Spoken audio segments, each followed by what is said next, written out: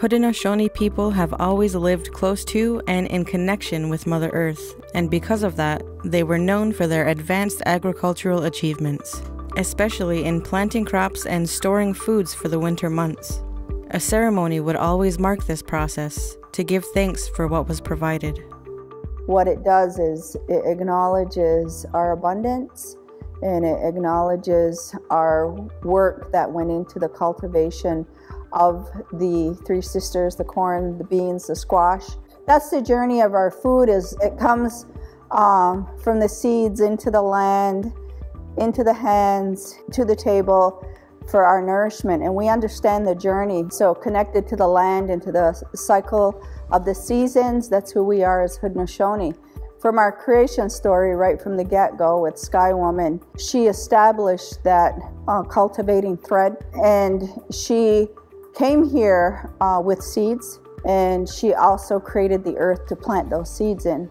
Planting crops was crucial for survival. Their planting methods were among the most advanced in the world. Planting was always a communal activity and usually began in the month of March. The small gardens that our people had, they used to plant as much as they could just to make sure they had enough food for the winter. There was a lot of trading and bartering going on.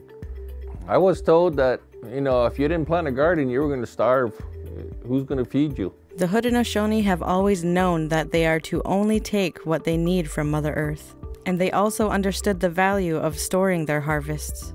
Many Mohawks continue to plant their own gardens, hunt, and fish to sustain their families. You sort of kind of had to plan a year ahead where you're going to store your food. So say like the white corn, Kanagala, that we had to place in a barn to hang our braids of corn. So it had to be 6-7 feet long, each braid. When the corn was dry, we would bring them back down. Then we would take the corn off the cobs.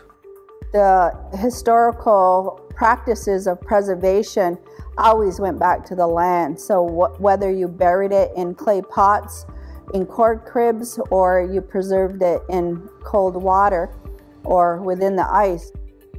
In fall, November, December, it was nice to go in the basement and see all your vegetables in the basement. It was nice and cool. It was always like 45, 50 degrees in the basement.